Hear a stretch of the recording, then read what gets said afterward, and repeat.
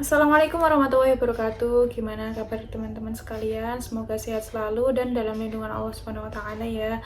Amin Allahumma amin. Asep Sarmito dumateng teman kalih. Jadi aku sama Mas Udin itu kenapa bisa sampai kenal terus sampai menikah itu awalnya dikenalin sama temenku kerja dulu. Pertama kali nanyain itu tanggal 30 Juli 2021 ya.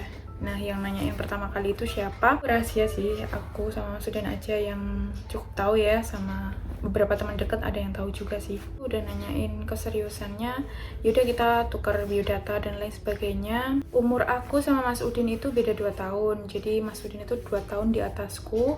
Kalau aku umur 27, Mas Udin umur 29. Dan sama-sama anak bungsu juga kita. Sebulan kemudian kita ketemu untuk pertama kalinya. Kita masih malu-malu banget ya. Habis itu ketemu 2 kali lagi. Terus ya udah pertemuan yang keempat, Mas Udin sama keluarganya datang ke rumah untuk melamar Sri, yaitu tanggal 24 Oktober 2021. 3 bulan kemudian, yaitu tanggal 26 Januari 2022, itu kita alhamdulillah menikah.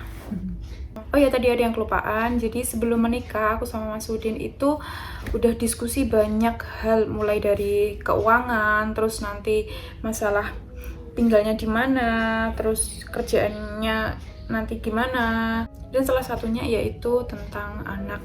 Soalnya punya anak itu ya kita harus persiapannya secara matang sih. Jadi untuk bahasan anak ini penting untuk dibicarakan sebelum menikah ya. Kayak nanti mau anak berapa, terus kalau semisal lama belum dikasih sama Allah, itu mau ikhtiar bersama enggak, mau ke dokter atau enggak, kayak gitu. Sebelumnya aku nyampein kalau mau promil alami terlebih dahulu, kalau semisal nanti dikasihnya lama ya baru ke dokter, kayak gitu.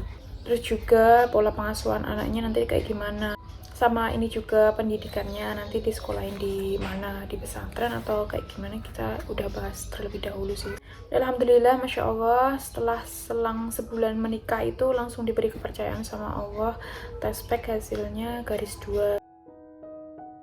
Sekarang usia kandungan aku udah 5 bulan, ya 22 minggu. Nah, sebelum menikah itu aku sudah sempat tanya sama temen aku tentang promil. Nah, temen aku itu habis nikah langsung isi kan, jadi aku ya coba tanya-tanya dulu promil kayak gimana. Jadi 2 bulan sebelum aku menikah, yaitu tanggal 8 Desember 2021, aku itu ke klinik dokter kandungan ya, terus di USG aku ada keputihan.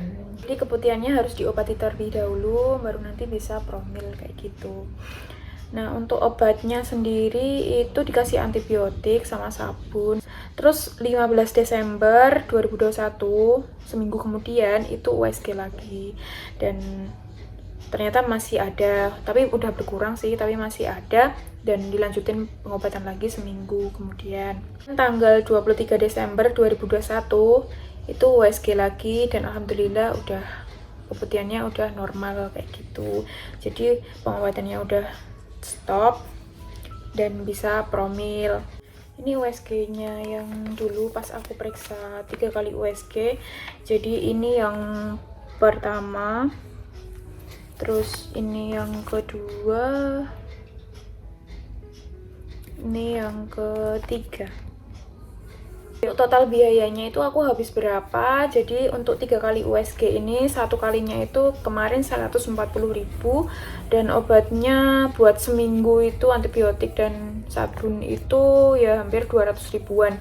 Total semuanya adalah 900.000, dan alhamdulillah udah sampai sekarang pun keputihannya udah sembuh, udah enggak kayak dulu lagi. Yang penting kita jaga kesehatan, terus jaga kebersihan di area kewanitaan. Kalau semisal habis kamar mandi itu, kalau basah ya dilap pakai tisu atau sering ganti celana dalam. Sebenarnya aku deg-degan banget ya mau ke dokter kandungan itu buat ngecek kandunganku itu normal atau enggak. Untuk ke dokter kandungan itu yang ditanyain biasanya siklus haid 3 bulan atau 6 bulan terakhir, itu pasti ditanyain. Pas USG 2 dimensi kemarin itu yang dicek ukuran rahim, terus bentuknya ada kelainan atau enggak, seperti miom atau kista gitu. Kalau USG yang terakhir itu aku tanya sama dokternya nyaraninnya ya minum asam folat, suami sama istrinya juga minum semuanya. Setelah nikah pun aku masih haid 2 kali, jadi aku nikah itu tanggal 26 Januari, terus aku tanggal 28 Januarinya itu aku haid. 3 Maretnya aku tes pack, ya penasaran ya, itu hasilnya negatif. 6 Maret itu aku menstruasi sampai tanggal 13 Maret. Bulan berikutnya yaitu tanggal 14 April 2022 aku tes pack. Dan alhamdulillah masya Allah hasilnya positif 2. Itu aku jam 2 pagi itu aku udah tes pack. Terus subuhnya aku kasih lihat ke suami. Aku ngasih tahu suami kan, dikiranya itu tes packnya aku garisin sendiri, padahal kan itu udah ada garis 2 beneran. Tak kei. Apa sih? Tak kei.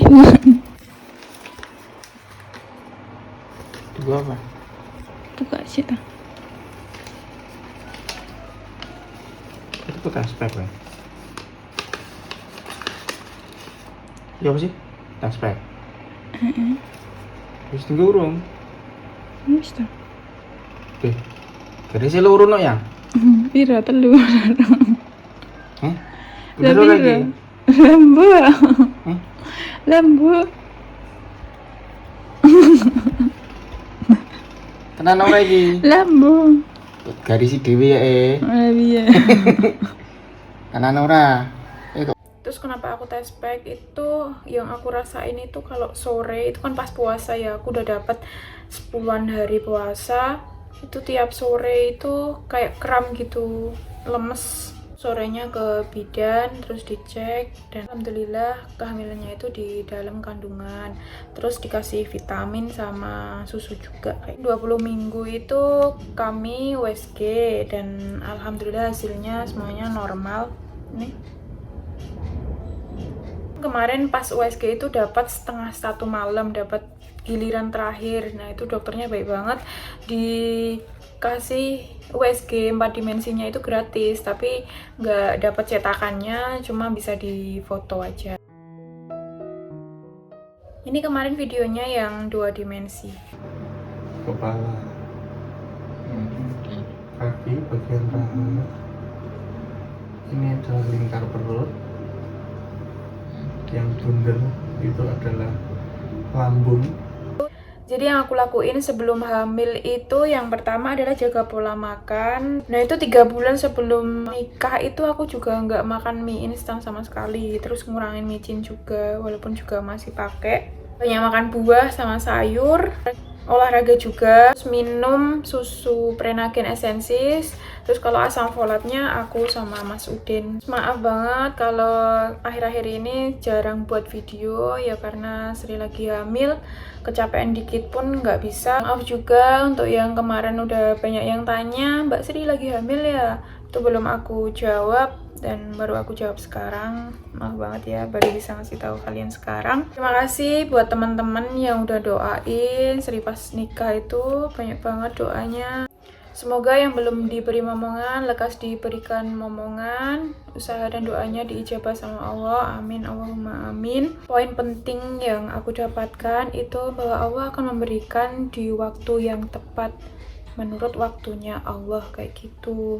Dulu sebelum menikah pun itu juga kok jodoh belum datang-datang ya, padahal udah umur segini kan. Ternyata Allah itu mau aku belajar dulu tentang persiapan pernikahan, terus dalam kehidupan berumah tangga, dan persiapan lain-lainnya kayak sama halnya dengan punya anak nanti kan. Jadi harus banyak banget persiapannya, mulai dari persiapan finansial, terus mental, ya tentang kehamilan. Terus kita harus juga belajar parenting juga kan, supaya kita nggak kaget dan siap kalau udah dikasih sama Allah. Itu tadi sedikit cerita dari Sri. Terima kasih yang udah nonton sampai habis. Semoga kita semua selalu diberikan kesehatan dan keberkahan sama Allah. Amin Allahumma amin. Wassalamualaikum warahmatullahi wabarakatuh.